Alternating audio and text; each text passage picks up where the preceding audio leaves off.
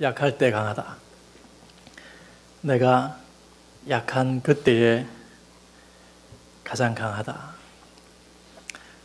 여러분, 이 말씀이 믿겨지십니까? 어쩌면 참 비현실적인 이야기지 않습니까? 강함이 미덕인 사회 속에서 약한 것들과 약한 자들을 위한 배려가 없다라고 하는 것은 상식이죠. 그래서 많은 사람들은 약한 것을 감추려고 합니다. 그러나 약점이 없는 사람이 없죠. 그래서 많은 사람들에게 자신의 약점은 늘 고민이고요. 한 사람의 인간으로 우리가 성숙해 가는 과정 가운데 그 연약함의 문제에 계속 우리가 부딪히게 됩니다.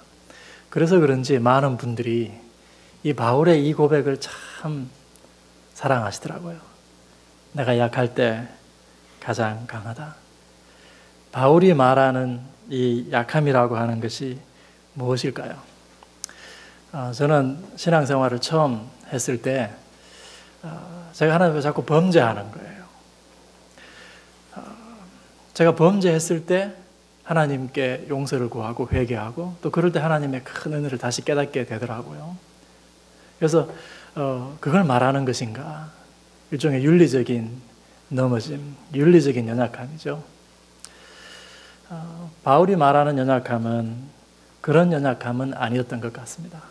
바울이 하나님 앞에 범죄했을 때, 우리가 하나님께 범죄했을 때 하나님의 은혜를 그때 더 강하게 깨닫는 것은 맞습니다만, 신학적으로 틀리지 않았습니다만, 오늘 고린도후서에서 바울이 이야기하는 연약함은 그런 말이 아닙니다.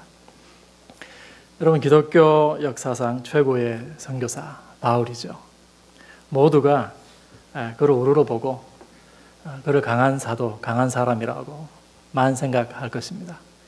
그러나 실상 바울은 여러 가지 연약함을 많이 소유한 사람이었습니다. 고린도후서는요, 특별히 그의 개인적인 연약함들에 대해서 가장 많은 이야기들을 들려주는 바울의 편지들 가운데 우리가 가장 인간적인 편지 이렇게 부르는 서신입니다. 오늘 우리가 읽은 고린도후서 12장 7절부터 11절에 그에게 육체의 가시가 있었다. 육체의 가시, 곧 사단의 사자가 있었다. 바울이 이렇게 이야기하죠.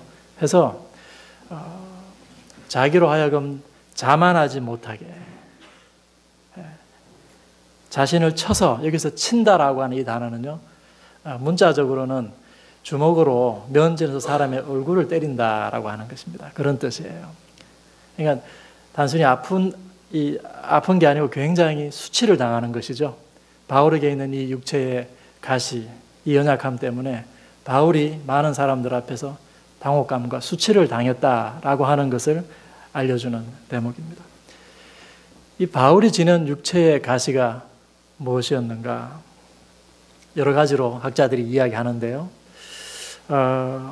어떤 사람은 바울이 회심하기 전에 교회를 핍박하였지 않습니까? 그리스도의 교회를 핍박하였다라고 하는 그 내적인 죄책감, 그것이 끝까지 그를 따라다녔다라고 이야기하는 사람들이 있습니다만, 바울이 그리스도를 만나고도 그 죄책감에서 벗어나지 못했다고 한다면 바울이 자신이 전한 복음의 진리를 자신은 실제로 믿지 못했다라고 하는 말이 될 수 있겠죠. 그렇게 보이지는 않습니다. 어떤 사람들은 바울의 대적자들을 육체의 가시라고 불렀다. 이게 사단의 사자, 우리가 사자라고 할 때는 주로 사람들을 비유해서 사자라고 많이 하지 않습니까? 바울을 따라다닌 바울의 대적자들, 고린도 후서에도 그런 사람들이 등장합니다. 그들을 가리켜서 바울을 비방하고 바울을 따라다니면서 바울이 전하는 복음이 잘못되었다라고 공격하는 사람들, 그리고 고린도 교회에 바울을 반대하던 성도들, 이런 바울의 대적자들을 육체의 가시라고 불렀다. 그러나 가장 많은 학자들이 생각하는 대답은요, 바울의 육신의 질병, 그것을 바울의 육체의 가시로 표현했다, 이렇게 생각을 합니다. 바울이 다메섹에서 빛으로 임하신 예수님 만났죠. 그때 바울이 3일 동안 보지를 못했습니다. 3일 뒤에 아나니아의 안수 기도를 받고 눈에서 비늘 같은 것이 벗겨졌다라고 이야기하죠. 그렇게 해서 보게 되었습니다만 바울의 시력이 완전히 회복되지는 못했다라고 많은 사람들이 생각을 합니다. 여러분, 시력이 약한 사람 보신 적 있으신가요? 저희 외삼촌이요, 20대 초반에 양쪽 시력을 다 잃었습니다. 외삼촌이 용접공이었는데요, 이 쇳가루가 눈에 들어간 거예요. 그래서 그때 이후로 아주 두꺼운 안경을 수십 년 동안 써오셨는데, 여러분, 두꺼운 안경을 쓰고 시력을 상실한 사람들이 눈이 어떻게 됩니까? 눈이 점점 들어가죠. 정말 볼품이 없습니다. 외모를 봤을 때 전혀 인상적이지 않습니다.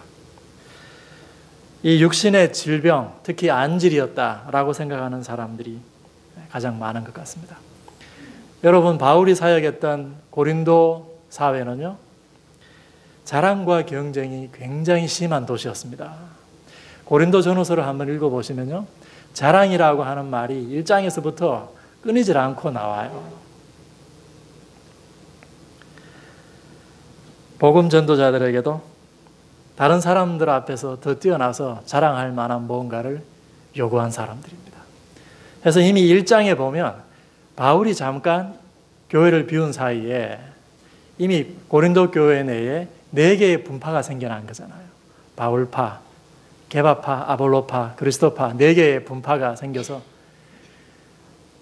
우리가 따라가는 이 복음 전도자가 가장 뛰어난 복음 전도자다라고 서로 경쟁하고 이 고린도에 있는 교회들이 분파를 나누어서 서로 자랑하고 있는 그런 모습을 우리가 볼 수 있습니다. 이런 상황 속에서 고린도 전후서를 보면 바울의 연약함을 집요하게 공격한 사람들이 등장합니다. 고린도 후서에는요, 바울이 자리를 비운 사이에 또 다른 복음을 전하는 유대인 선생들이 들어왔는데, 그들이 들어와서 바울은 사도가 아니다 이렇게 공격했던 것 같습니다. 그에게 사도된 표지가 없다라고 하는 것이죠. 그들은 바울의 연약함을 집요하게 공격했습니다. 고린도 교회에 이미 바울을 반대하는 성도들이 있었고요, 또 새로 들어온 바울의 대적자들이 합세해서 바울의 많은 연약함들을 덜쳐내기 시작했습니다. 그 연약함들이 뭘까요? 제가 한 가지 얘기했죠? 신체적인 연약함입니다. 바울이 외모로 보았을 때 그가 글은 좀 쓰는데, 그렇죠? 글은 좀 쓰는데 뭐가 어눌하다고요? 말이 어눌하고 바울이 인정했습니다. 여러분, 고린도후서 읽어보면 바울이 그것을 인정했습니다. 내가 말은 어눌하지만, 말에는 조라지만 지식에는 그렇지 않다. 바울 스스로 항변을 하지 않습니까? 여러분, 1세기 사람들에게요, 특히 남 앞에 서서 복음을 전하는 사람이나 도를 가르치는 철학자들이나 이런 사람들에게 말하는 기술이요, 굉장히 중요한 시대였습니다. 1세기는. 그래서 고린도전서 1장 하반절, 2장 서두에 보면 내가 어떤 사람들처럼 말의 아름다운 것으로 너희들에게 복음 전하려고 하지 않았다. 나는 온전히 성령의 나타나심으로 복음을 전하려고 노력했다. 바울이 이렇게 이야기하지 않습니까? 그런데 고린도 사람들은 다른 철학자들처럼 바울에게 똑같은 자랑거리를 요구했던 것이죠. 내가 말에는 조라나 지식에는 그렇지 않고, 그가 글은 좀 쓰는데 몸으로 대할 때는 인상적이지 않았다. 고린도 사람들이 그렇게 이야기하죠. 당시에 많은 철학 교사들이요, 화려한 옷을 입고 화려한 수사를 동원해서 사람들을 들었다 놨다 한 거예요. 오늘날처럼 그런 연사를 좋아했다라고 하는 것입니다. 그런데 바울은 그렇지 않았던 것이죠. 몸으로 대할 때 그가 인상적이지 못했습니다. 사회적으로요, 바울이 고린도에서 복음을 전하기 위해서 자비랑 선교를 했죠. 무슨 일을 했습니까? 텐트 메이킹 했습니다.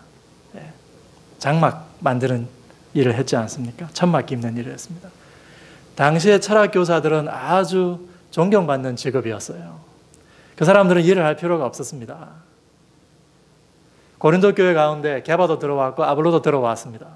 고린도 전서 9장 보면요, 게바는 고린도 사람들로부터 후원을 받고 대접을 잘 받으면서 그렇게 사역을 했던 것 같아요. 그런데 바울은 그것을 거부했습니다. 바울이 왜 거부했을까요? 아마 제가 생각하기에 당시 여러분, 철학교사에게 자기가 후원을 해주는 사람들이 있었습니다. 후원해주는 사람들을 후원자라고 그러고요. 그 후원을 받는 철학교사나 예술인 같은 사람들을 예속인이라고 불렀어요. 예속인은 누구를 위해 일을 하게 될까요? 후견인들을 위해서, 그들의 명예를 높이는 일을 위해서 헌신하게 되어 있습니다. 바울이 가만히 보니까요, 고린도 전서에 보면 그 교회에 문제 일으킨 사람들이 주로 그 교회 유지들이에요. 제가 어제 이야기했습니다. 바울이 보니까 그 사람들의 눈치를 보면서 복음을 전할 수 있겠습니까? 그 사람들의 후원을 다 받으면서 그들을 향해서 담대하게 복음을 전하면서 너희가 오히려 가난한 자들을 기다렸다가 같이 먹어라, 겸상해라, 이렇게 말하기가 쉽지 않은 거예요. 그래서 바울이 천막 깁는 일을 했습니다. 이 천막 깁는 일은요, 당시 고린도 시장 바닥에서 그 천막 깁는 일을 하고 그것을 만들어서 파는 일인데요, 사회적 지위가 낮은 사람들이 감당했던 직업입니다. 우리가 따라가는 선생이 어느 정도 우리의 얼굴을 높여줄 정도의 사람은 되어야 되지 않습니까, 여러분? 요즘 같으면 박사학위 정도는 가지고 있어야 되지 않습니까? 그래야 이 지방에서 그 교회 정도 다닐 맛이 나는 거죠, 여러분. 지금 고린도 사람들이 요구하고 있는 것이 그것입니다.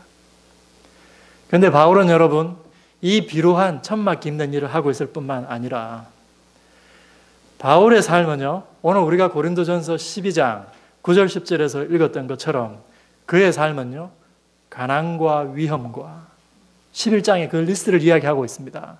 고린도전서에서 바울이 3번이나 길게 그 리스트를 이야기해주고 있어요. 사람들로부터의 업신여김과 모욕, 궁핍과 고난으로 점철된 삶이었습니다. 한마디로 고린도 사람들이 선망하는 선생의 얼굴과 선생의 품위가 바울에게서 보이지 않는 것이죠.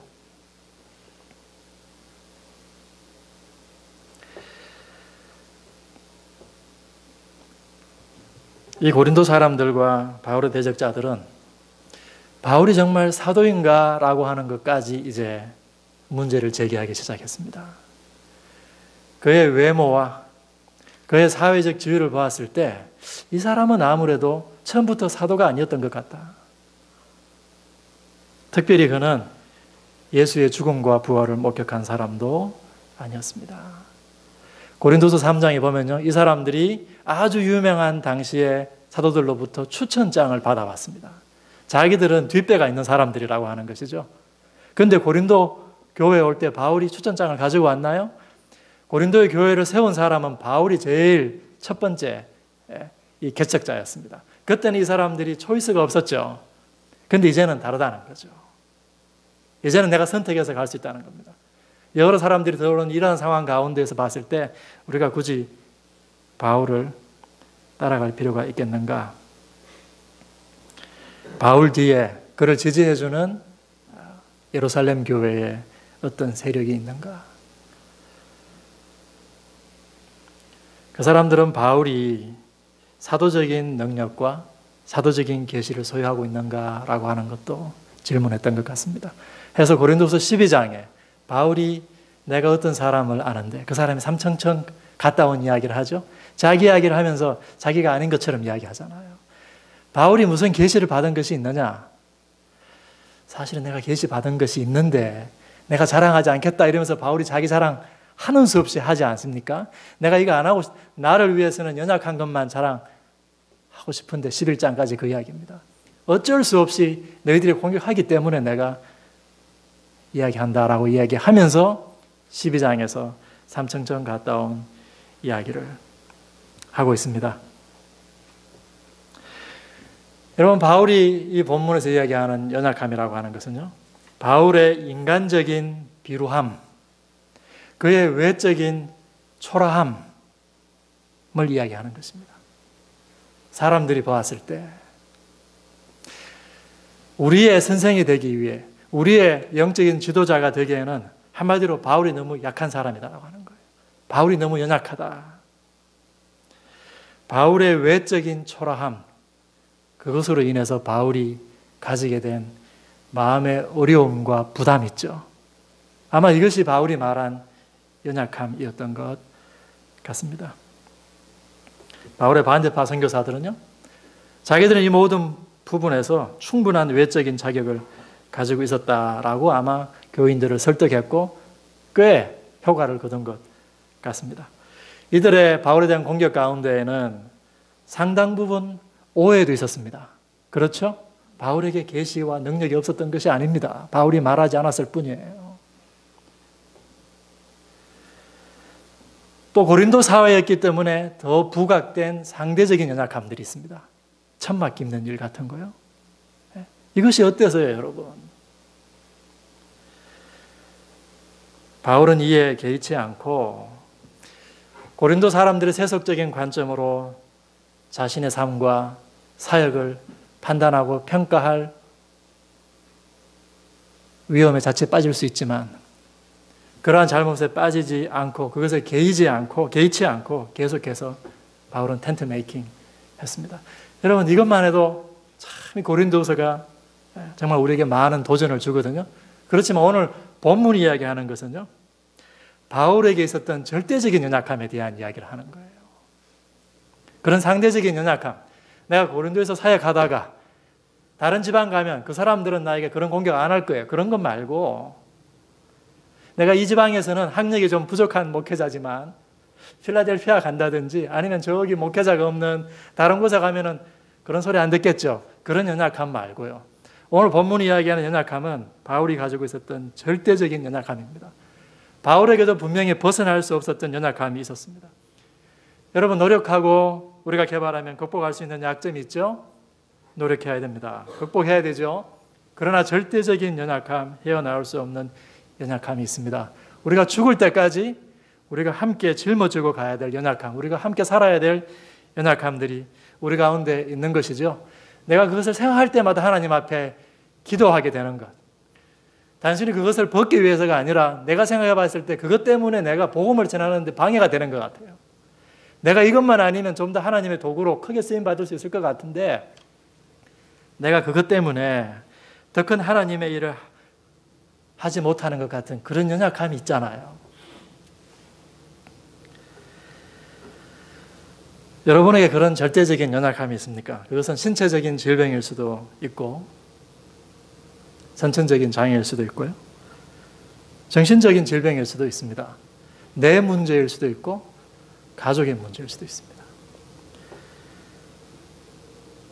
바울의 연약함을 집요하게 물고 늘어지는 사람들 덕분에 바울은 졸지에 무게가 덜 나가는 약한 복음 전도자로 취급받게 되었습니다. 그래서 고린도후서에서 바울은 성도들에게요, 그러면 그리스도의 종된 표지는 뭐냐? 누가 진정한 그리스도의 종이냐? 라고 하는 질문을 던지는 거예요. 내가 자꾸 나보고 연약한 사도다고 그리스도의 종된 표지를 가지고 있지 않다라고 이야기하는데 정말 그리스도의 종된 표지는 뭐냐라고 하는 질문을 던지는 거예요.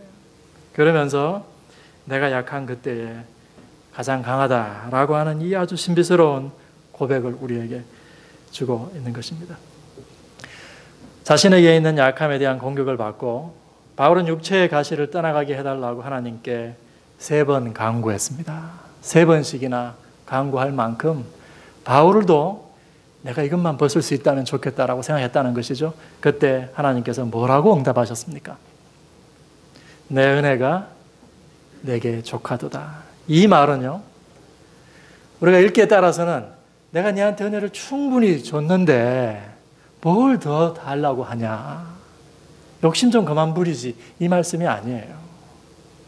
그게 아니고요, 우리가 헬라어로 보면 여기에 충분하다라고 하는 단어가 제일 먼저 나와요. 이 문장에 충분하다라고 하는 거예요. 완전하다라고 하는 거예요. 완전히 너에게 채워졌다라고 하는 겁니다. 하나님의 은혜가 내게 지금 연약함을 가지고 있는, 육체의 가시를 가지고 있는 너 지금의 상태 그대로 완전히 내 은혜가 내게 채워졌다. 하는 것입니다.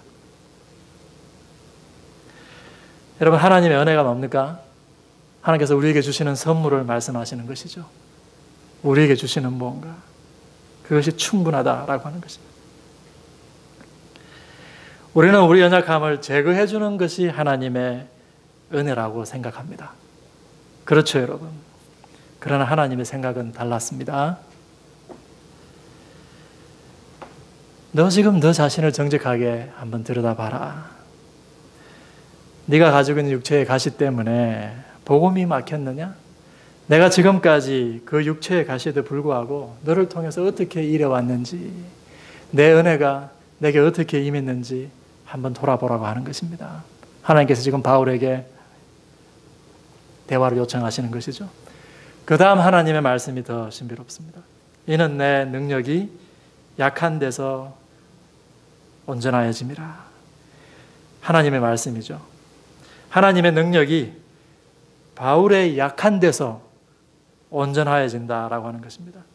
여러분이 하나님의 능력이라고 하는 것은 무엇이겠습니까? 이것을 바울 개인에게 국한시켜 보면요, 바울의 연약함에도 불구하고 그가 연약하기 때문에 그를 통해서 하나님의 능력이 나타나지 않을 것 같죠. 그러나 그 연약함에도 불구하고 바울을 통해서 하나님의 목적을 달성하시는 그분의 힘을 말하는 거예요. 바울의 연약함을 극복하는 하나님의 능력을 말하는 것이죠.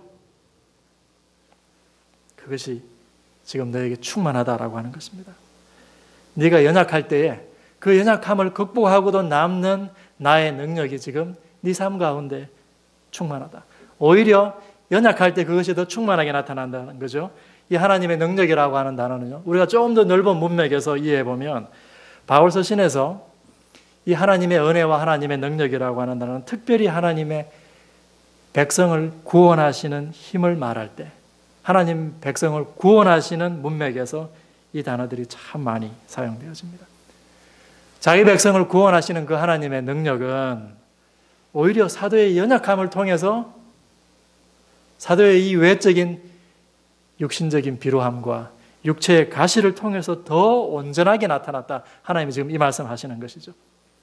여기서 여러분, 하나님의 능력이 더 온전해진다 이렇게 표현했습니다. 이게 온전하다라고 하는 말은요, 출발점이 있고 그 출발점에서 시작해서 어떤 과정을 쭉 거쳐서 목적지까지 이르렀다라고 하는 뜻이에요. 하나님의 능력이 출발해서 중간에 멈추지 않고요, 목적지까지 이르렀다라고 하는 것입니다. 이 말은 뭐예요, 여러분? 하나님의 능력이 나타나고 하나님의 은혜가 나타나는데 그것이 목적지까지 가는 것처럼 완전하게 끝까지 나타나지 않고 우리 삶 가운데 어느 정도 나타나다가 우리를 통해서 하나님의 능력이 완전히 나타나지 않는 때도 있다라고 하는 것을 말하는 것 같아요. 그런데 그 하나님의 능력이 완전히 드러나는 때가 있다라고 하는 거예요. 완전히 드러나는 조건이 있다라고 하는 것입니다. 그 조건이 어떤 조건이에요? 그 상황이 어떤 상황입니까? 언제 하나님의 능력이 완전하게 드러난다고요? 바울의 연약함을 통해서요. 여러분, 하나님의 능력이 나의 연약함을 통해서, 바울이 지금 연약한데 나의 연약함을 통해서 하나님의 능력이 더 드러난다라고 하는 말을 들으니까 바울이 9절 10절에서 뭐라고 합니까? 도리어 크게 기뻐함으로 바울이 이제 안도할 수 있게 된 거죠. 내가 참 연약하고 그것 때문에 고민이 많았는데 하나님이 아니야, 네 연약함 가운데에서 오히려 내 능력이 더 크게 나타나. 이 말씀을 들으니까 바울이 너무 기쁜 거예요. 그래서 오히려 크게 기뻐함으로 9절에 나의 여러 약한 것들에 대해서 자랑하게 되었다라고 말하죠. 당연하죠, 여러분. 그 능력을 드러내는 것이 자신의 일인데 자신의 약함을 통해 그것이 더 완전히 드러난다면 자신의 약한 것을 자랑할 수밖에 없는 것이죠. 오히려 연약함을 통해서 하나님의 능력이 더 온전하게 드러난다면 그것을 자랑해야 하나님의 능력이 머물게 하려 함이라. 이 머문다라고 하는 단어는요, 지속한다라고 하는 뜻이에요. 그래야 좀 더 정확하게 번역할 수 있습니다. 하나님의 능력이 잠깐 나에게 왔다가 그 능력이 떠날 수도 있습니다. 그러나 그것이 어떤 상황 속에서 나에게 지속적으로 머무냐라고 하는 겁니다. 어떤 상황 속에서 나에게 더 온전하게 끝까지 하나님의 은혜와 능력이 나타나냐라고 하는 것이죠. 그것은요, 내가 강할 때가 아니라 오히려 내가 더 약할 때 그러했다. 지금 하나님께서 바울에게 그렇게 말씀해 주시는 거예요. 그래서 10절에서 바울이요, 나의 모든 약함을 내가 오히려 자랑하고 기뻐하고, 그 약함 가운데에는 바울이 사역 중에 그리스도 때문에 당했던 모든 능욕과 궁핍과 박해와 공고, 이런 외적인 이 사도의 외적인 비루함 있죠. 초라함, 이게 다 들어가는 거예요.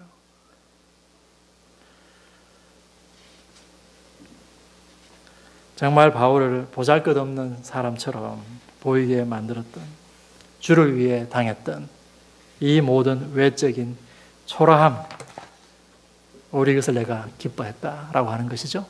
그리고 10절에 바울이 마지막에 내가 약한 그때에 곧 강합니다. 약할 때 하나님의 능력이 더 강하게 나타난다면 사도로서 내가 언제 가장 강하냐? 당연히 내가 약할 때 가장 강한 사도가 된다라고 하는 말입니다. 여러분, 하나님께서 내 능력이 약한 데서 온전해진다. 참 이 신비스러운 말씀을 하셨습니다. 여러분, 이 말씀은요, 바울을 생각해 보십시오. 자신의 육체의 가시가 제거되면 자신의 능력으로 복음 사역을 더 효과적으로 감당할 수 있다고 그는 생각했습니다. 그러나 하나님은 여기에서 하나님의 은혜와 능력을 드러내시는 분이 누구라고 이야기합니까? 바울, 네가 나의 은혜와 능력을 드러내는 게 아니야. 자기들이 나의 은혜와 능력을 드러낸다라고 와서 지금 자랑하는 사람들, 그 사람들을 통해서 내가 나의 은혜와 능력을 드러내는 것도 아니야. 그렇지만 네가 나의 은혜와 능력을 드러내는 것도 아니야. 하나님의 은혜와 능력을 드러내는 분은 누구예요? 하나님 자신이시죠. 하나님 자신이 당신의 은혜와 능력을 드러내고 있다라고 하는 것을 여기서 지금 분명히 하나님께서 말씀해 주고 계시는 것입니다. 바울은 그 하나님의 은혜와 능력을 담고 있는 그릇이죠. 여러분, 그 그릇 때문에 그 속에 담긴 보화의 가치가 더해지거나 약해집니까? 그렇지 않습니다, 여러분. 그릇은 그릇일 뿐입니다. 이것을 인정하는 것이 그리스도의 진정한 종의 표지입니다. 하나님의 은혜와 능력을 내가 만들어낼 수 있는 것이 아니다라고 하는 것이에요. 나는 그 은혜와 능력을 담을 수 있는 그릇일 뿐이다라고 하는 것입니다. 고린도 사람들은요, 하나님의 능력을 기계적으로 매개할 수 있는 하나님의 종을 원했던 것 같아요. 그가 나타나기만 하면 이제 하나님의 은혜와 능력은 그냥 따놓은 당상이다라고 하는 거예요. 여러분, 이렇게 행동하는 사역자들이 있죠. 교회에 찾아온 거짓 교사들은 내가 바로 그러한 종이다라고 자처했던 것 같습니다. 여러분, 바울처럼요, 저도 이 말이 어눌해서 고민이 참 많았던 때가 있습니다. 여러분, 저 이제 이 세 번째 설교가 되니까 제 이 말의 어투에 좀 적응이 되시잖아요. 제가요, 참 시골에서 왔습니다. 제가 서울에서 어디서 왔냐 그러면 포항에서 왔다고 그래요. 그러면 제 포항 친구들이 옆에서 듣다가 막 웃어요. 네 고향 구룡포잖아. 제가 고등학교 포항에서 다닐 때 제 친구들이 저보고 시골에서 왔다고 막 놀렸거든요. 제가 고등학교 다닐 때 너 어디서 왔니? 그러면 구룡포에서 왔다 그러면 제 구룡포 친구들이 저보고 막 웃어요. 네 구룡포 아니잖아. 너 강사에서 왔잖아. 제가 정말 시골에서 왔습니다. 여러분, 그 옛날 말로 하자면 영일군. 요즘은 포항시 남구입니다. 그 홈이 곧 끝에 꼬리 있지 않습니까? 호랑이 꼬리 끝. 거기가 제 고향이에요. 제가 서울에 처음에 왔을 때요, 사투리를 지금보다 훨씬 많이 썼습니다. 그런데 우리 서울 깍쟁이 이 친구들이요, 정말 얼마나 저보고 이 사투리 쓴다고 놀리는지요, 막 따라하고 막 그러더라고요. 그리고 제가 참 상처가 되었던 것이, 제가 고등부 교사를 했는데 아이들이 사투리를 따라 쓴다고.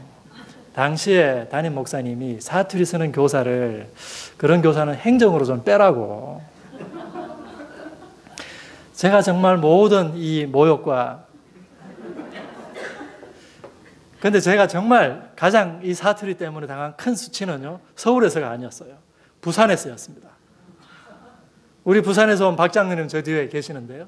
제가 부산에서 1년 살았거든요. 부산에서 학원 1년 다녔습니다. 근데 그때 제가 수업 시간에 입만 열면요, 거기 부산에서 온 모든 우리 반에 있는 한 100명 가까이 되는 학우들이 제가 입만 띄면 웃었어요. 사투리 쓴다고요, 저보고. 부산 사람들이 저보고. 그래서 제가 대학을 마친 다음에 신학교 들어가서 제 모교회에서 사역을 시작했는데요. 설교를 하게 되지 않았겠습니까, 여러분? 근데 그것이 쉽지 않더라고요. 제가 이 말이 어눌하고, 근데 여러분, 제가 사역을 하면서 깨달았습니다. 뭘 깨달았냐면요, 이 제 말의 어눌함 있잖아요. 이것이 하나님의 능력을 막지 못하더라고요.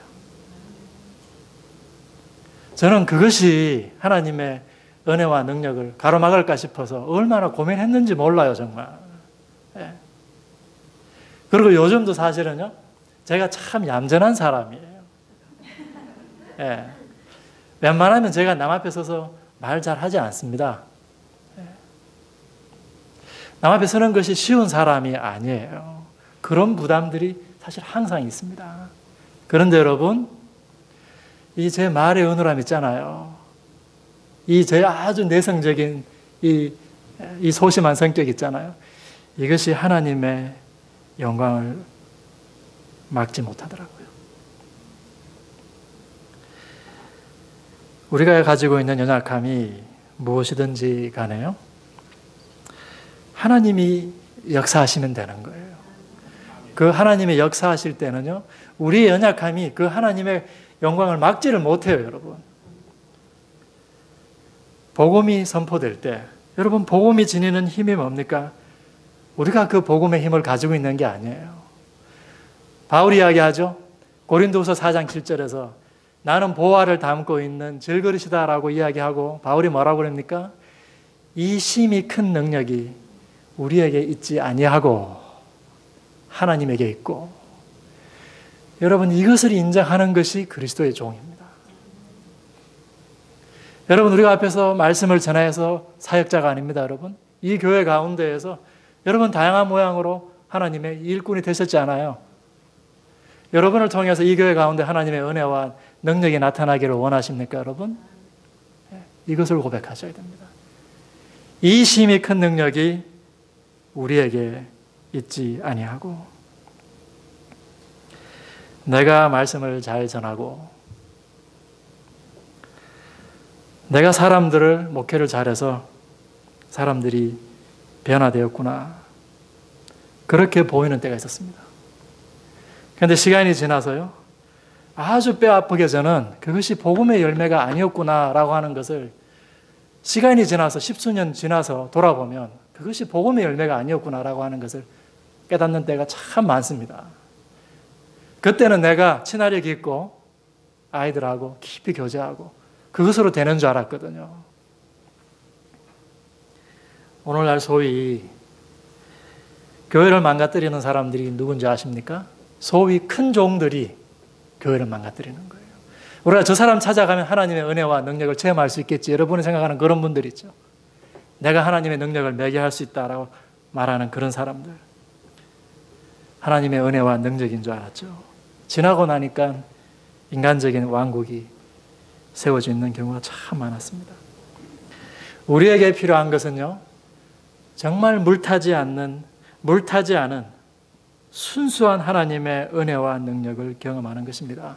그런데 여러분, 그러한 은혜와 능력을 경험하는 것은요, 흔하지 않습니다, 여러분. 여러분 인생 일대에 여러분 가운데 하나님의 능력과 하나님의 은혜가 강력하게 임하는 그런 순간들이요, 지금 여러분 수십 년 동안 신앙생활 해오셨잖아요. 되돌아보십시오. 그런 때가 정말 과연 여러분 인생 가운데 몇 번 정도 있었던 것 같아요?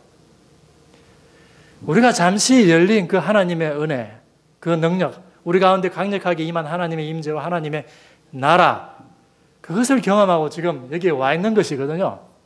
우리에게 물타기한 여러분, 유사 하나님의 은혜가 그것이 아무리 임해도 우리가 변하지 않습니다. 시간이 한번 지나보십시오. 하나님이 역사하셔야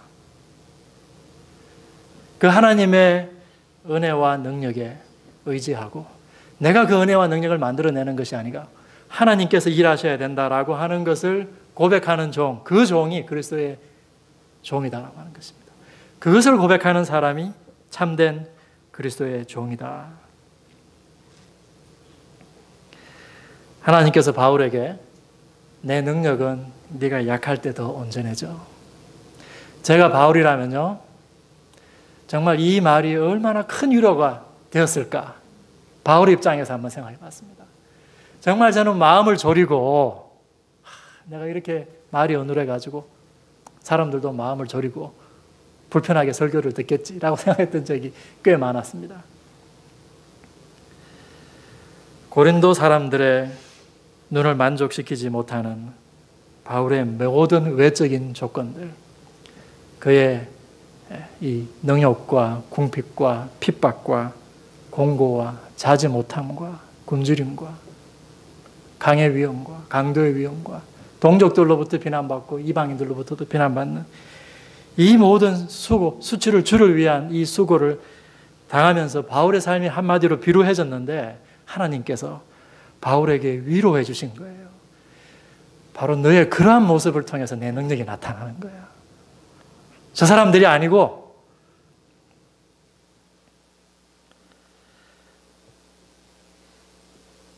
하나님의 생각은 바울의 생각과 달랐던 것이죠. 주를 위해 당하는 이 모든 수고와 고난, 그렇다고 이것 자체에 능력이 있는 것도 아닙니다, 여러분. 하나님께서 우리의 수고를 귀하게 보시고 우리를 사용하시는 것이죠. 그것이 바울이 기쁜 것이죠.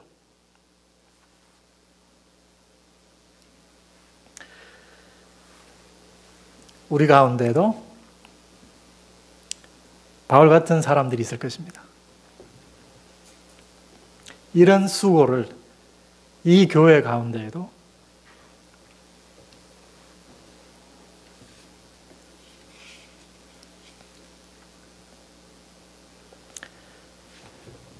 감당하시는 분들이 계시겠죠.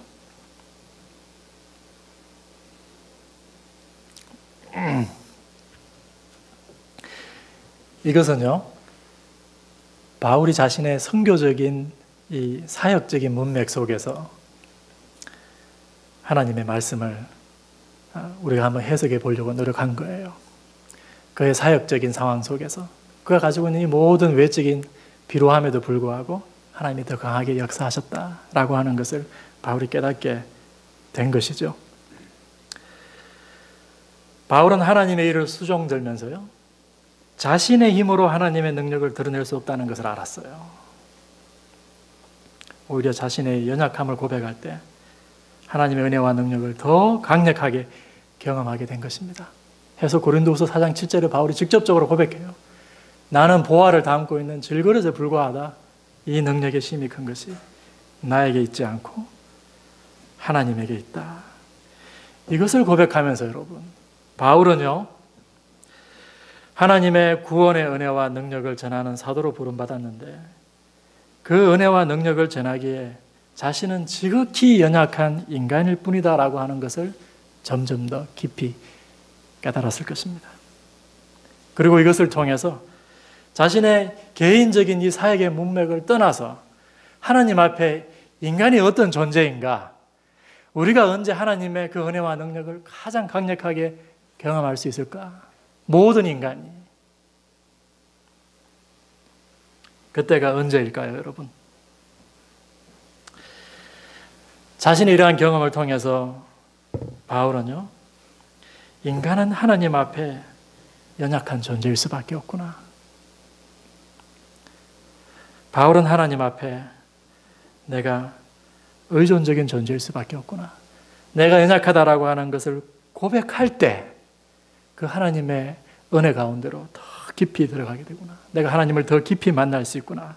라고 하는 것을 깨달았다는 겁니다. 그것을 깨닫게 해준 것이 무엇이었다고요? 육체의 가시였습니다. 그것을 제거해달라고 바울은 3번이나 하나님께 기도했습니다. 그러나 오히려 육체의 가시와 다양한 형태의 연약함이 내가 하나님 앞에 의지할 수밖에 없는 약한 인간이구나. 약한 피조물이구나. 라고 하는 것을 더욱더 기쁨으로 인정하게 되었습니다.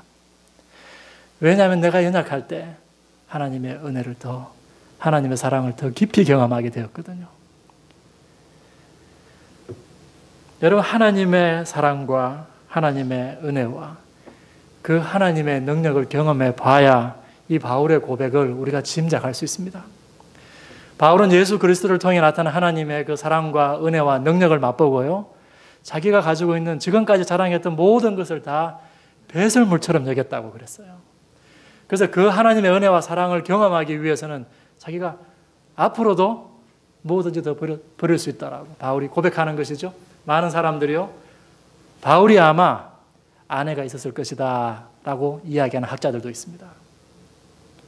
그런데 예수님 따라가다가 바울의 아내가 바울을 이해할 수 있었을까요? 당시 바울의 나이 정도 되면, 그리고 바울이 율법 교사였지 않습니까? 그 율법 교사의 지위를 얻으려고 하면 요즘도 목사가 되기 위해서는 결혼해야 되지 않습니까? 바울도 결혼했을 것이다 라고 많은 사람들이 추측을 할 뿐입니다.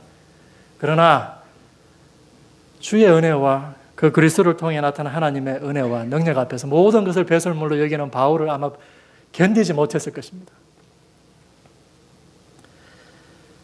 바로 이 지점에서 우리는 바울 개인의 경험과 고백을 초월해서 모든 인간에게 적용되는 보편적인 진리를 발견합니다. 인간은요, 절대적인 약함에 빠지면 자신의 가장 근원적인 인간으로서의 모습 앞에 직면하게 되어 있습니다.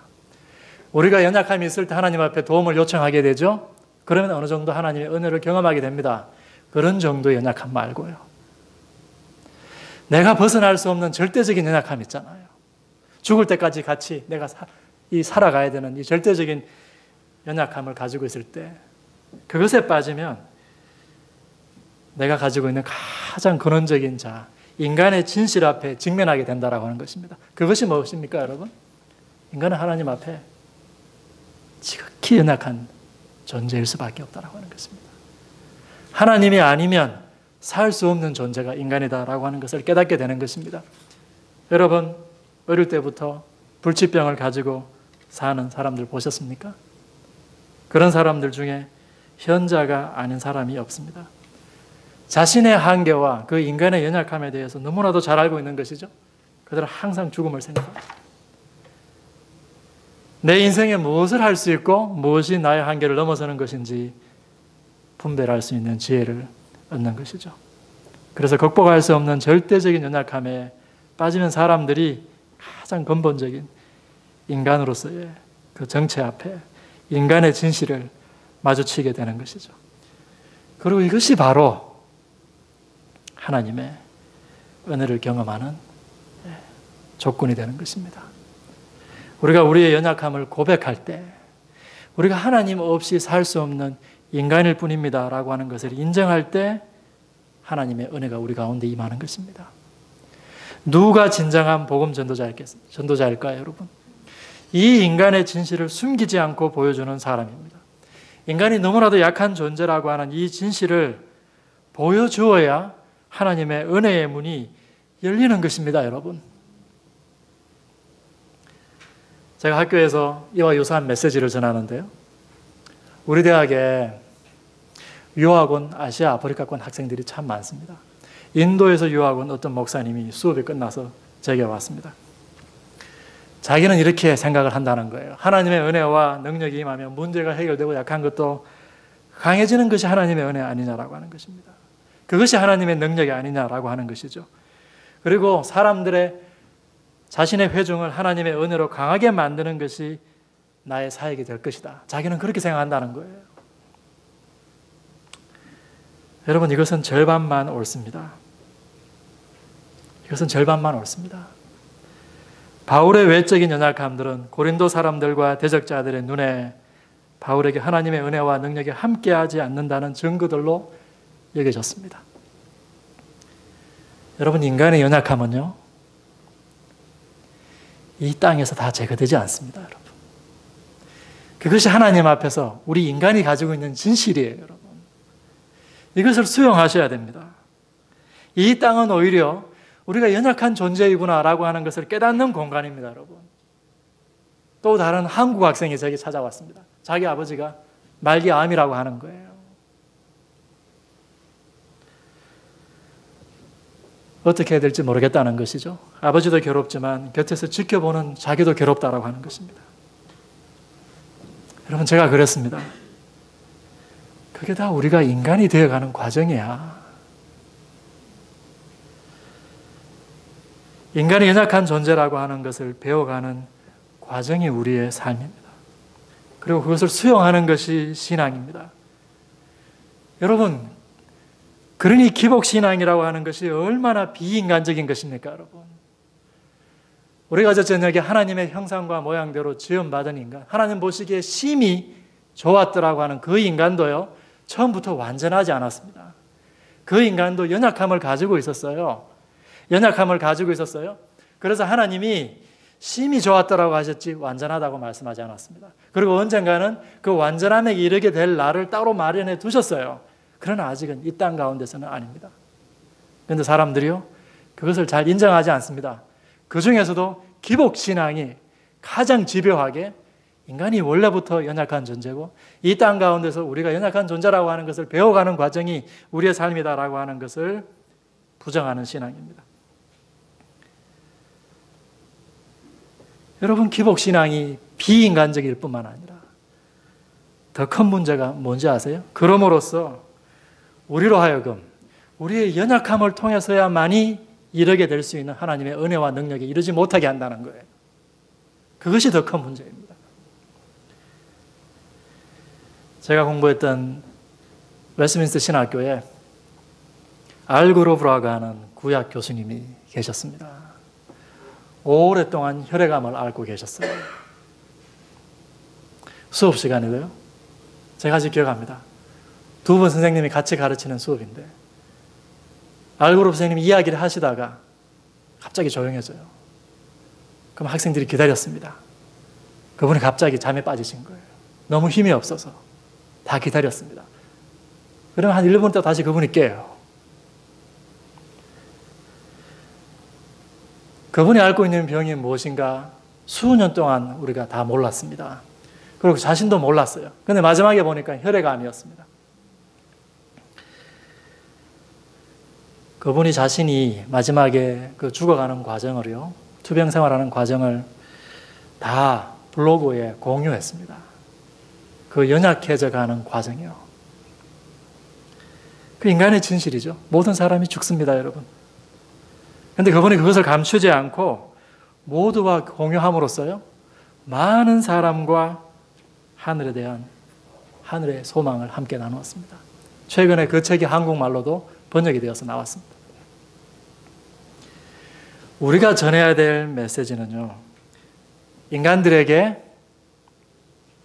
사람이 다 약한 존재다라고 하는 것을 인정하게 만드는 것입니다. 교회 안에 있든 교회 밖에 있든 그들에게 인간이 연약해서 하나님이 필요하다라고 하는 메시지를 말로 그리고 삶으로 보여주는 것이 우리가 해야 될 일입니다. 고린도 교회 성도들이 이 강함과 자랑에 대한 욕구를 가지고 있었습니다. 신앙의 이름으로 그것을 채우려고 했습니다. 바울은 그것을 채워주려고 하지 않았습니다. 채워주지 않았습니다.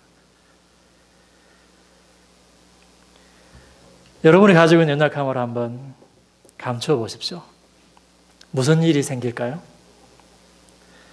개인적으로도 공동체적으로도 하나님의 은혜가 메마르게 됩니다. 틀림없습니다, 여러분.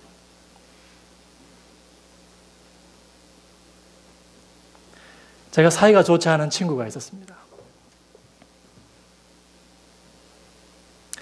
그런데 그 친구 아버님이 갑자기 소천하셨어요. 장례식에 찾아가서요, 그냥 안고 울었습니다.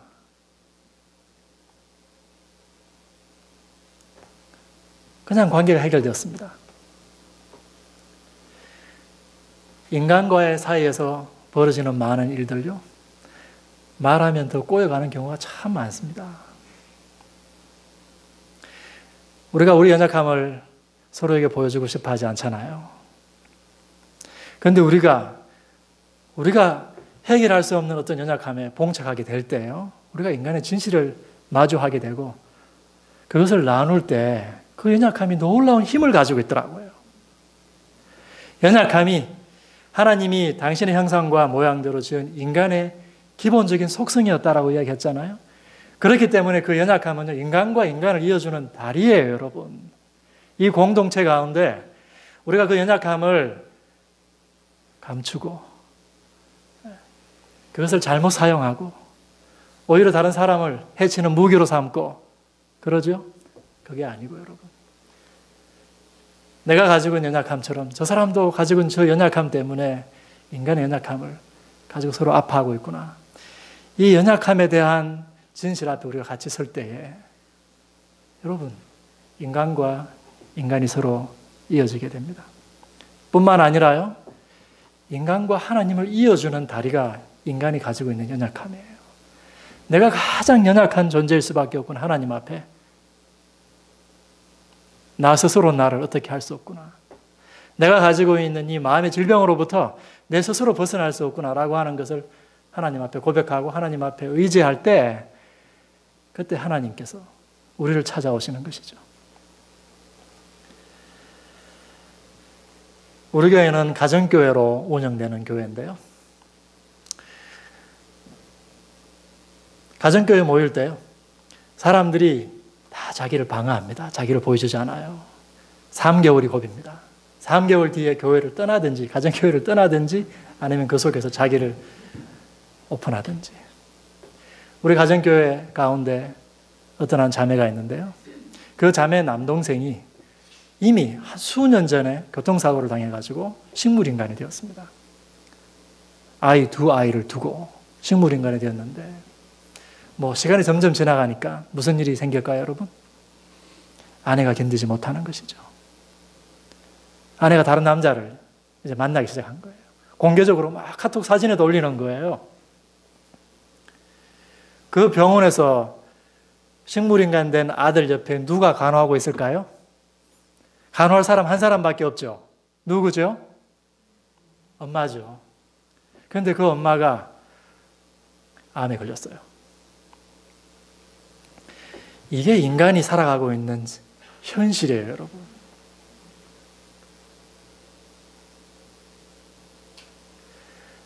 여러분, 뭐라고 우리가 서로 위로할 수 있습니까? 우리가 가정교회 안에서 그냥 같이 기도하고 울었어요. 그 상황을 듣고 우리가 몰랐습니다. 근데 그 이야기 하니까 사람들이 그 다음부터 자기 자녀가 가지고 있는 아주 어려움들을 이야기하더라고요.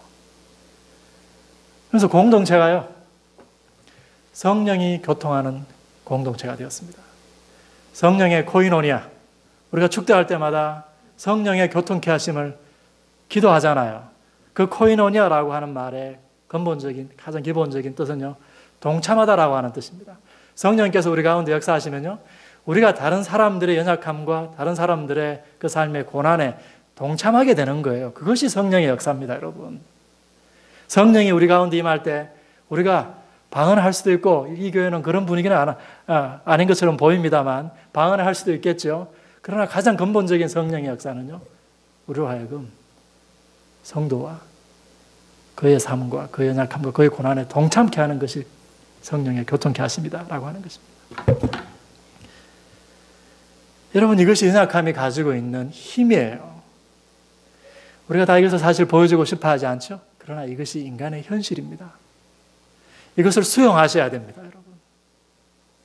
이 공동체 가운데에서도 서로 품어주셔야 됩니다. 그것이 하나님의 은혜를, 하늘의 문을 여는 길입니다, 여러분. 그러니 바울이 도리어 크게 기뻐함으로, 바울이 처음에는 미친 사람처럼 보이죠, 여러분. 그러나 여러분, 이제 좀 바울이 이해되십니까? 오히려 크게 기뻐함으로 나의 여러 약한 것들에 대해 자랑한다. 왜? 그리스도의 은혜와 능력이 나에게 지속적으로 머물게 하려고, 나에게 그리스도의 은혜와 능력이 떠나지 않고 그 능력이 나에게 지속적으로 머물게 하려고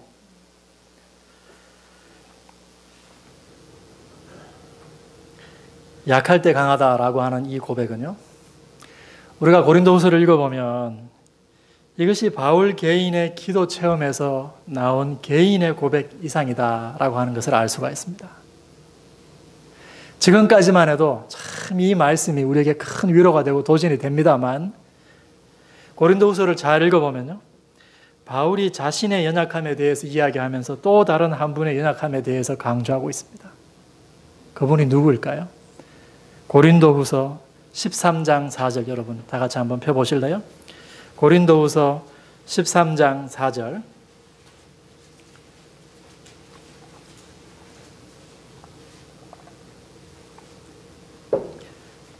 그리스도께서 약하심으로 십자가에 못 박히셨으나 하나님의 능력으로 살아계시니 우리도 그 안에서 약하나 너희에게 대하여 하나님의 능력으로 그와 함께 살리라.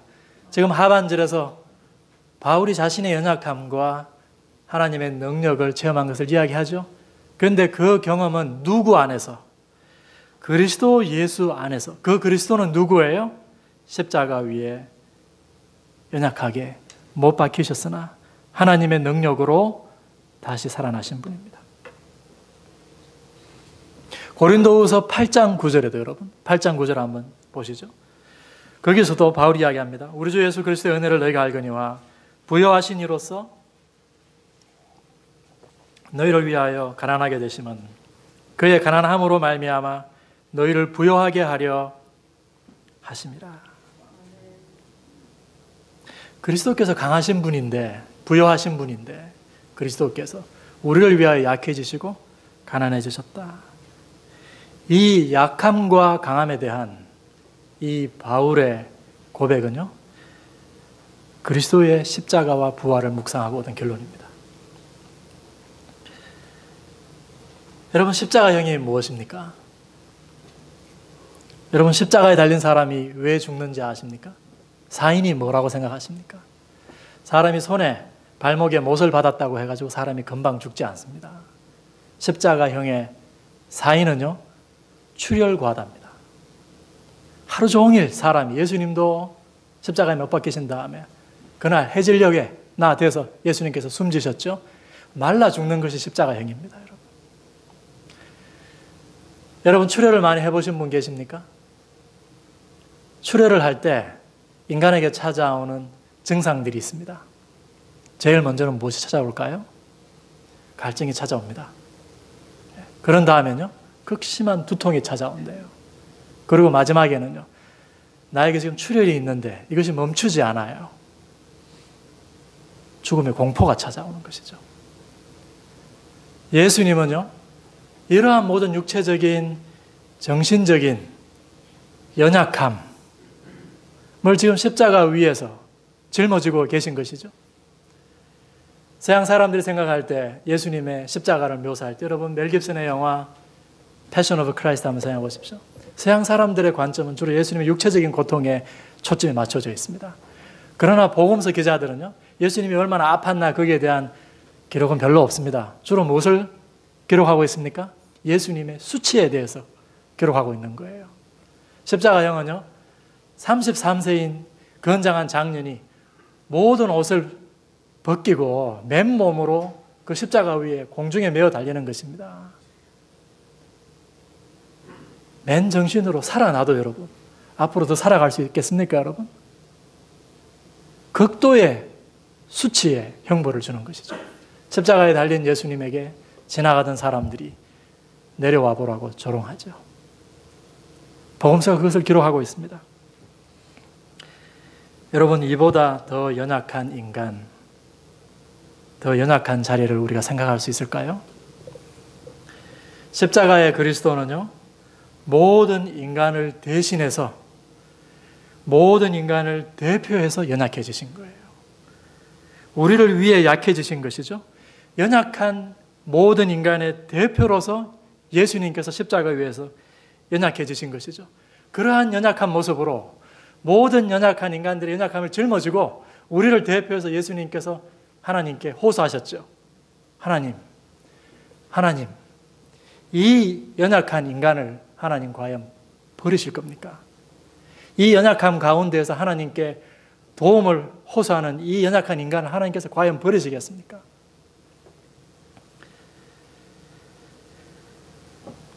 하나님께서 인간을 찾아오셨나요? 과연 하나님께서 그 십자가에 달리신 예수님 위에 임하신 것이죠. 그것이 바로 부활 사건입니다. 하나님의 능력이 그 죽으신 예수님을 다시 살리신 것이죠. 오늘 본문 12장 9절에서 바울이 나의 약한 것들에 대해서 자랑하리니 이렇게 얘기하고 난 다음에 이는 그리스도의 능력이 내게 머물게 하려 함이라. 이 그리스도의 능력은 우리가 고린도후서 전체 속에서 봤을 때 그리스도의 죽음 가운데 임한 하나님의 부활의 능력을 말하는 것으로 보는 것이 좋을 것 같습니다. 그 예수님을 살리신 하나님의 능력이 연약한 내게도 머문다라고 하는 것이죠. 아까 여러분 우리가 바울의 고백을 생각할 때 바울의 사역적인 문맥에서 그 의미를 우리가 한번 찾아봤잖아요. 마찬가지로 하나님께서 당신의 은혜와 사랑을 드러내는 도구가 무엇이었는가라고 하는 것입니다. 여러분 하나님의 은혜와 능력이 언제 가장 잘 드러났나요? 그것은요 하나님이 가지고 있는 모든 힘을 다 쓸 때가 아니었어요. 그것은 하나님께서 자신을 희생하시고 하나님의 아들이 지극히 연약해지셨을 때 그때 십자가 위에서 인간을 향한 하나님의 그 사랑과 은혜가 가장 폭발적으로 계시가 되었다라고 하는 것입니다. 여러분 누가 진정한 복음 전도자일까요? 이 십자가의 도를 전하는 사람이죠. 예수님께서 연약해지심으로 하나님께서 우리의 연약함을 해결하시고 우리에게 부활의 능력을 같이 부어주셨다라고 하는 이 십자가의 도를 전하는 사람입니다. 뿐만 아니라 그 십자가를 우리 삶의 방식과 우리 사역의 방식으로 삼는 사람들이 그리스도의 진정한 종들입니다. 여러분 우리가 십자가를 생각할 때 그래서 예수님께서 우리 죄를 짊어지시고 우리 죄를 사하셨지 이렇게만 생각하고 말죠. 그 예수님의 사역 방식을 우리 삶의 방식과 우리 사역의 방식으로 여러분 생각하십니까? 나도 예수님처럼 하나님의 능력이 언제 가장 강하게 드러난다고요? 바울이 어떠할 때 하나님의 능력이 가장 강하게 드러났습니까, 여러분? 우리 연약함을 통해서 우리가 주를 위해 당하는 연약함을 통해서 하나님께서 가장 강하게 드러나신다고요. 당신의 은혜를 드러내신다고요. 그것이 예수님을 통해서 하나님이 보여주신 하나님의 사랑과 은혜를 드러내는 방식이었습니다. 우리가 이 교회 가운데에서 우리가 그 예수님의 삶과 사역의 방식을 따라가고 있느냐라고 하는 것입니다. 고린도 교회에 들어온 바울의 대적자들, 그들은요 그리스도의 십자가를 그들이 이야기하지 않은 게 아니었습니다. 그러나 그것은요 그들에게는 죄 사함을 위한 제사로 불가피했다. 아마 그들이 가르쳤을 것입니다. 그러나 그들의 삶의 방식과 사역의 방식은 그리스도를 따라가지 않았습니다.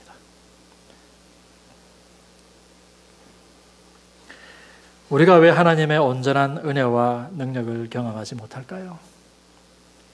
하나님이 왜 우리를 통해서는 당신의 은혜와 능력을 우리의 가정 가운데, 우리 교회 가운데 드러내지 못할까요? 여러분 십자가에 달리신 연약한 그리스도가 여러분의 자랑이세요? 그분이 우리 삶의 모델이시냐라고 하는 것입니다.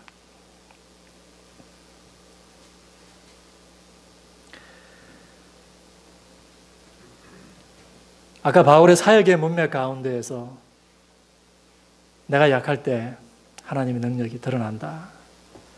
그 고백을 바울이 좀 더 신학적으로 보편적으로 모든 인간에게 적용해서 과연 인간이 연약한 존재라고 하는 것을 고백할 때 하나님의 은혜와 능력이 임한다 라고 하는 것을 우리가 살펴봤지 않습니까?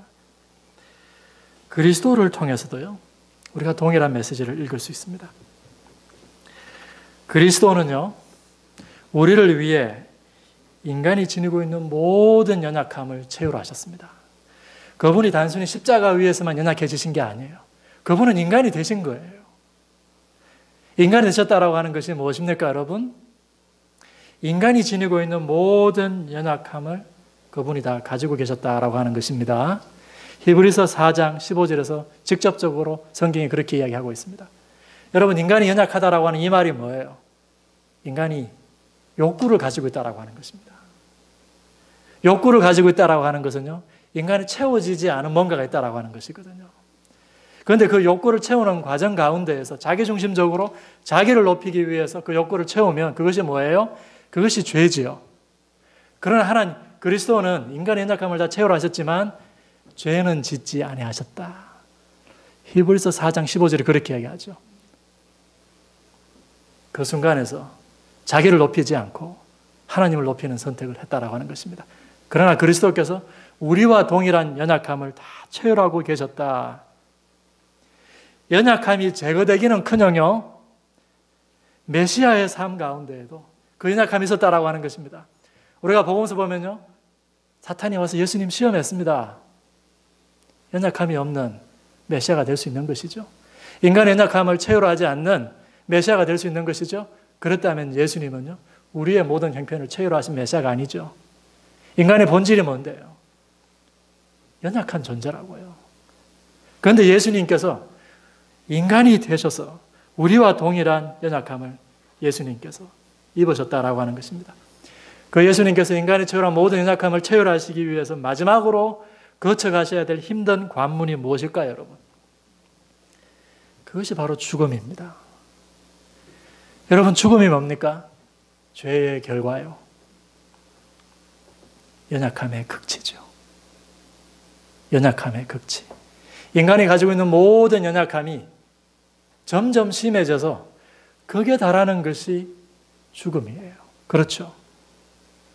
우리가 이르게 될 마지막 종착역이 죽음입니다. 예수님도 인간이 되셔서 우리와 마찬가지로 그 죽음에 이르르셨다라고 하는 것입니다. 여러분, 제가 이제 40대 이제 중후반을 넘어가는데요. 벌써부터 제 몸에도, 왜 웃으세요? 제 몸에도요, 낫지 않는 질병들이 하나씩 생겨요. 제가 죽을 때까지 가지고 가야 되는 질병이 제 몸에 2가지가 있습니다. 여기 어르신들 계시는데 참 제가 주저넘게 이런 말씀 드려서 죄송합니다.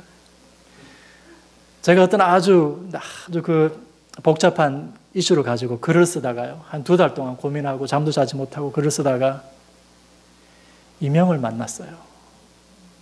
한 4년 됐습니다. 근데 이게 낫지 않는 거예요. 제가 죽을 때까지 같이 가야 되는데 나이가 들면 조금씩 더 심해지겠죠.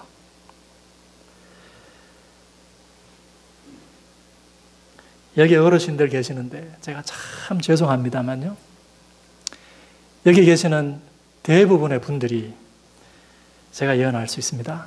앞으로 더 약해지실 겁니다. 앞으로 더 약해지실 거예요. 그리고 죽음에 이르게 될 것입니다. 그것이 인간의 삶입니다.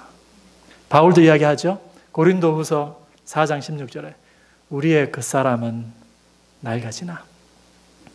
바울의 외모를 가지고, 약한 외모를 가지고 고린도 교회 사람들이 계속 공격을 하는 거예요. 그러니까 바울이 이것을 어떻게 받아 넘깁니까?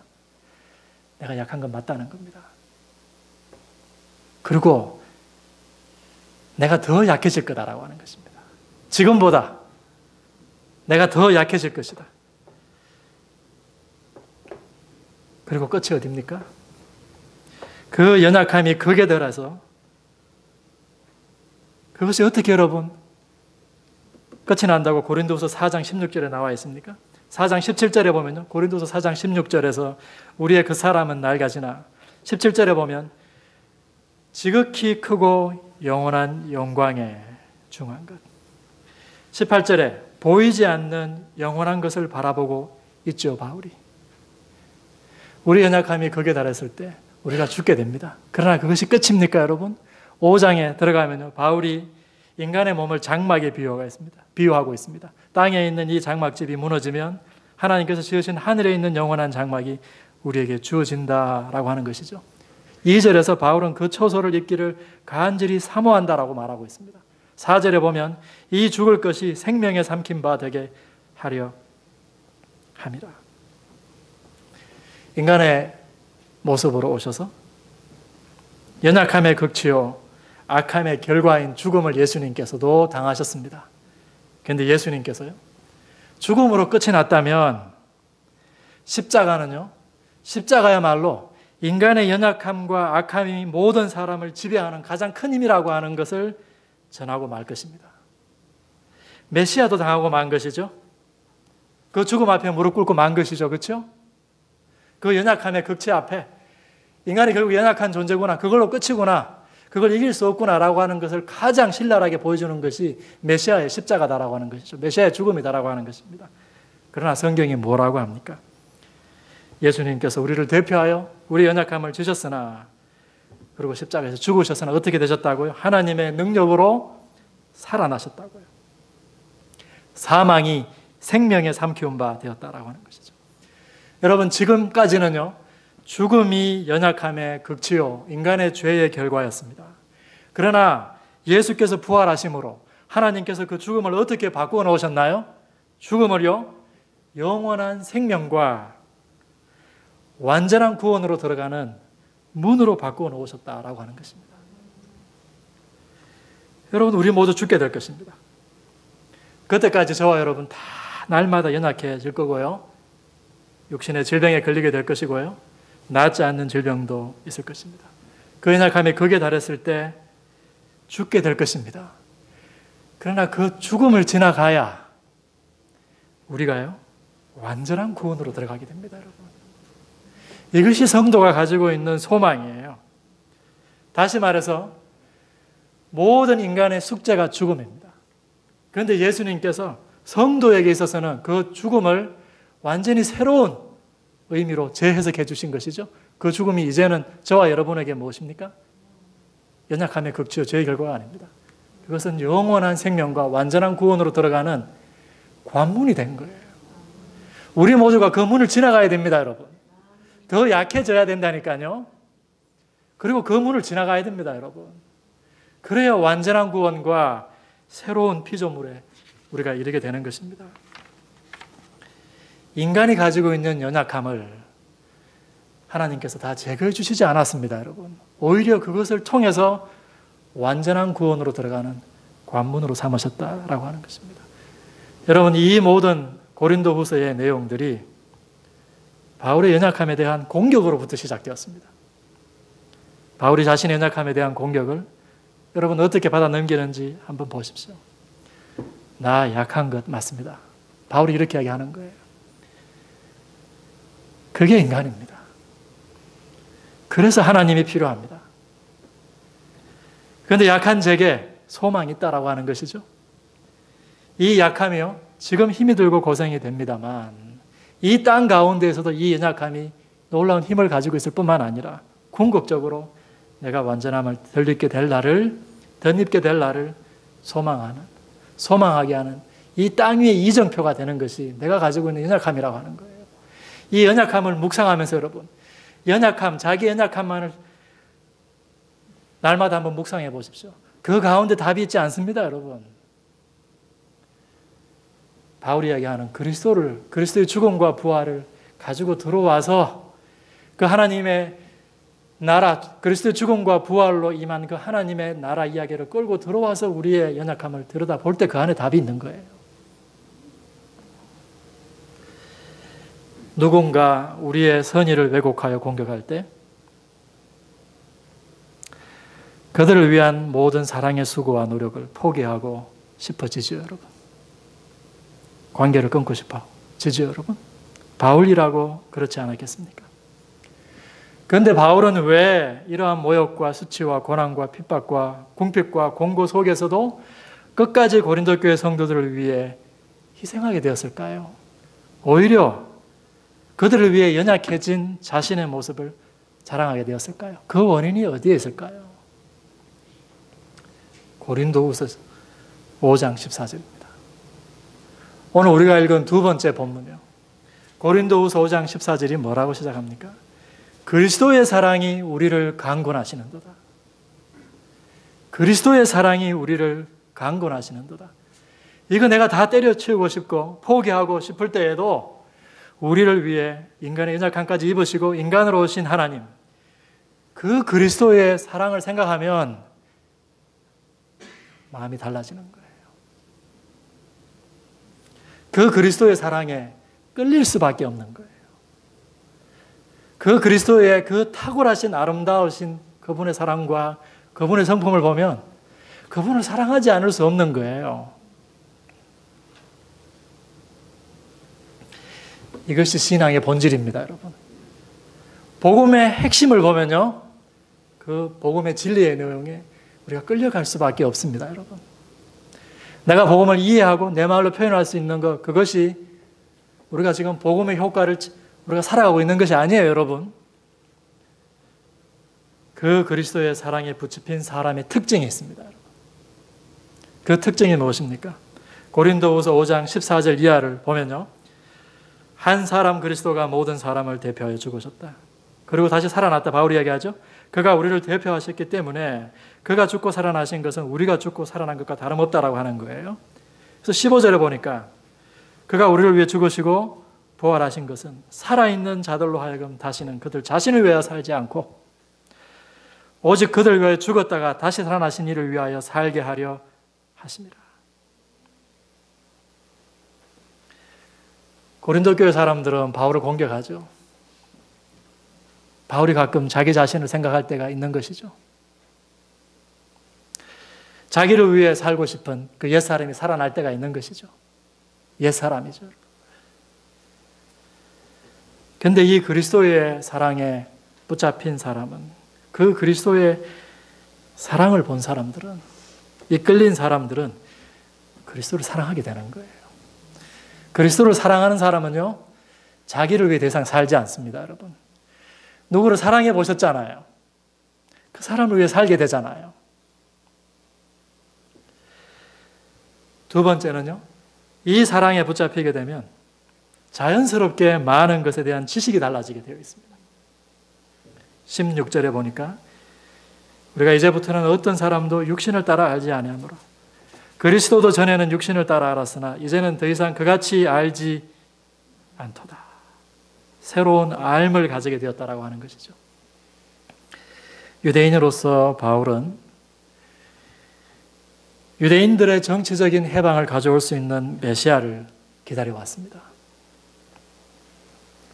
그러나 알고 보니 메시아는 모든 인간의 연약함을 다 짊어지실 만큼 유대인뿐만 아니라 모든 인간을 위해서 자기를 내어주신 분이었습니다. 완전히 삶이 달라진 것이죠. 지금 고린도 교회 사람들을 위해서 바울이 희생하고 있지 않습니까? 옛날 같았다면요, 바울이 상대도 안 할 사람들이에요. 이 사람들. 우리가 그리스도를 만나면 우리 삶 가운데 어떤 일이 일어나는지 아십니까, 여러분? 우리가 세상을 달리 보게 되어 있습니다. 지금까지 나와 불편한 관계에 있었던 사람들 있죠? 그 관계를 새롭게 해석하게 되어 있습니다. 그것이 바로 17절에서 이야기하고 있는 새로운 피조물이라고 하는 말이에요. 우리가 그리스도의 사랑에 붙잡히기 전까지는 내 중심적으로 판단하고 내가 보기 싫은 사람 있으면 말하지 않으면 그만이에요. 옛사람이죠. 옛사람입니다. 그러나 그리스도의 사랑에 붙잡힌 사람들은 그렇게 살 수 없습니다. 더 이상 자기를 위해 살지 않거든요. 새로운 피조물이다. 이 새로운 피조물들은요, 그들의 존재 자체가, 그들의 삶 자체가 메시지입니다. 그리스도의 그 탁월하신 사랑과 그 삶을 본 사람들은요, 자기들도 닮아가게 되어 있습니다. 20절에 보니까 그런 사람들을 바울이 뭐라고 표현하고 있습니까? 그리스도의 대사라고 이야기하잖아요.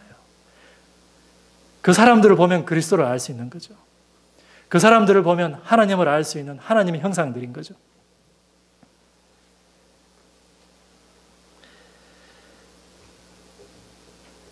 하나님이 그리스도를 십자가에 내어주심으로 자신의 사랑을 먼저 보여주셨습니다.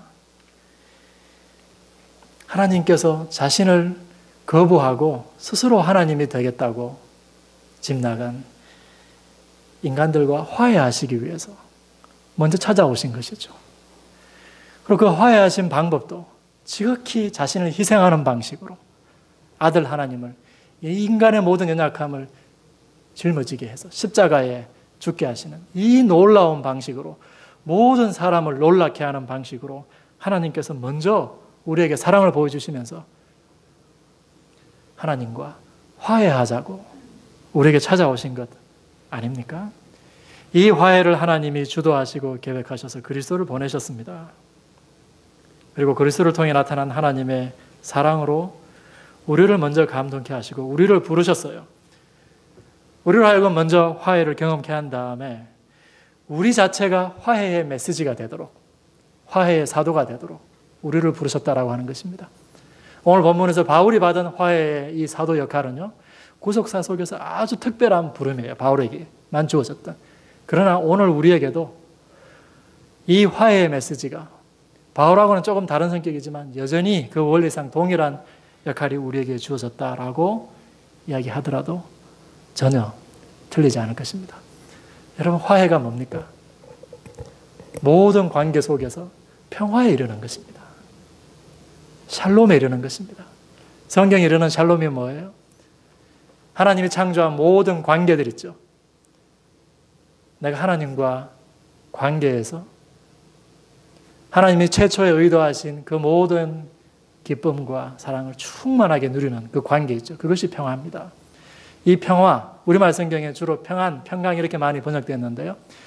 그것은 우리 내적인 이 상태, 아무 일 없이 우리 인간의 내적인 상태를 지칭하는 언어로 우리가 많이 사용합니다만 그건 성경적인 의미에서 조금 벗어나 있습니다. 성경적인 평화의 의미는요, 관계적인 언어예요. 그 관계가 하나님이 의도하신 그 모든 기쁨과 사랑을 누리고 있는 그 상태를 말하는 겁니다. 하나님과 우리 사이를 하나님이 먼저 화해하게 하셔서 평화에 이르게 했다라고 하는 것이죠. 그리고 그것을 시작으로 이제 우리에게 무엇을 요구하신 거예요? 그 다음에 나타나는 증상이 뭔지 아세요? 나와 내 자신의 관계가 바뀌어지는 겁니다.